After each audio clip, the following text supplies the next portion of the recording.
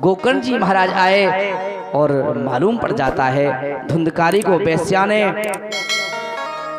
जलते हुए अंगारों को मुख में रखा है और उसी समय धुंधकारी का उद्धार कर देते हैं। माता जाकर के कुएं में गिर करके धुंधली अपने शरीर को त्याग देती है। भैया आज पुत्र के कारण माता पिता अपने शरीर को छोड़ देते हैं। एक कथा गोकर्ण की नहीं, धुंधकारी की नहीं, हम सबकी कथा है। हम सबको इस कथा से शिक्षा लेना चाहिए। हर मानव को, हर पुत्र को, हर बेटे को उसका कर्तव्य होता क्या है, कथा बताना क्या चाहती है, सिखाना क्या चाहती है, यही कथा है। इसलिए भैया यदि किसी के जीवन में एक शब्द भी उतर गया ना, कथा कहना सार्थक हो गया। आज धुंधकारी को वेश्याओं ने, 5-5 वेश्याओं ने अंगारे जला करके जलते हुए अंगार उसके मुख में रखे हैं, खटिया से बांधा है और जैसे अंगारे जलते हुए रखे तड़पता हुआ धुंधकारी अपने प्राण त्याग देता है। आज सारे धन को लेकर के 5-5 वेश्याएं निकल जाती हैं, चली जाती हैं।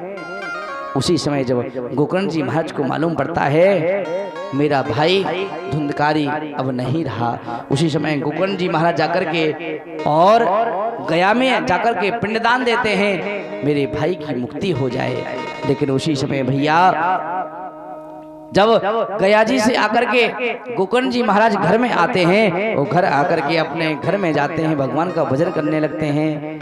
या निशा सर्वभूतानां तस्यां जागृति संयमी। भैया जो संयमी पुरुष होते हैं वो रात्रि को जगते हैं, भगवान का भजन करते हैं। गोकर्ण जी महाराज रात्रि में भजन करने लगे, उसी समय आवाज आने लगी। बोले क्या? धुंधकारी प्रेत योनि में पड़ा हुआ है और कभी भेड़ बन जाता है, कभी भालू बन जाता है, कभी हाथी बन जाता है। आवाज आने लगी। उसी समय धुंधकारी ये आवाज जब करता है, गोकर्ण जी महाराज रात्रि के समय बैठे हैं, भगवान का भजन कर रहे हैं, अपने हाथ में जल लिया, वो जल लेकर के जैसे छिड़कते हैं, भैया तुम कौन हो, वो क्या करना चाहते हो? उसी समय आवाज आई, अहम भ्राता तुदीयोऽस्मि धुंधकारेति नामतः सुखीयेनैव दोषेण ब्रह्मत्वं नाशितं मया। आवाज आई, बोली अहम भ्राता तुदीयोऽस्मि, अरे भैया और कोई नहीं, तुम्हारा ही भाई धुंधकारी हूं मैं। बोले धुंधकारी तुम अभी भी प्रेत योनि में पड़े हुए हो? बोले हाँ। बोले क्यों? बोले मैं महाप्रेत बनकर के भटक रहा हूँ। गया जी में 1 बार नहीं, 2 बार नहीं, शतम 100 बार भी आएगी तुम गया में जाकर के पिंडदान दे करके आओगे तब भी मेरी मुक्ति होने वाली नहीं। क्यों? क्योंकि मैंने अपने माता पिता को सताया है, मैंने बहुत पाप किया है, मैंने चोरी चपाटी की है, धन को चुराया है, माता पिता को सताया है। जो मानव ऐसा करता है उसके गया जी में 1 बार नहीं, अगर 100 बार भी पिंडदान करके आओ ना, फिर भी उसकी मुक्ति होने वाली नहीं। धुंधकारी कहता है भैया मैं प्रेत नहीं, महाप्रेत हूँ, मैंने बहुत बड़ा पाप किया है।